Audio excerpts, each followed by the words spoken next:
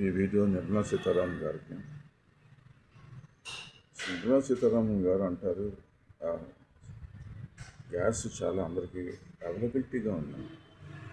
కానీ ఆవిడ ఎప్పుడైనా మీరు ఎప్పుడైనా బయట సామాను మామూలుగా వచ్చి మీరు ఎన్ని రెస్టారెంట్స్, చిన్న చిన్న రెస్టారెంట్స్ చెక్ చేశారు మీరు?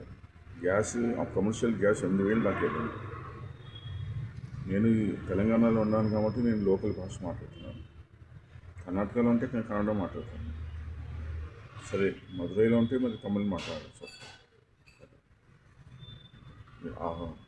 4 గోడల మధ్య ఏసీ రూమ్లో కూర్చొని మాట్లాడటం పెద్ద విశిష్టమైన కాదు, పెద్ద విశేషం కాదు. దయచేసి మీ డిపార్ట్మెంట్ వాళ్ళని, మీ సోర్సెస్ వాళ్ళని గ్రౌండ్ రియాలిటీ తెలుసుకోండి.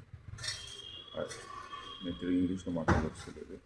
అసలు దేశంలో ఏం జరుగుతుందో అది ఒక మామూలుగా వచ్చి మీరు మీ కళలతోనే మీ చెవులతో వింటే అప్పుడు తెలుస్తుంది అసలు ఏం జరుగుతుంది. ఉంటాను. నమస్కారం.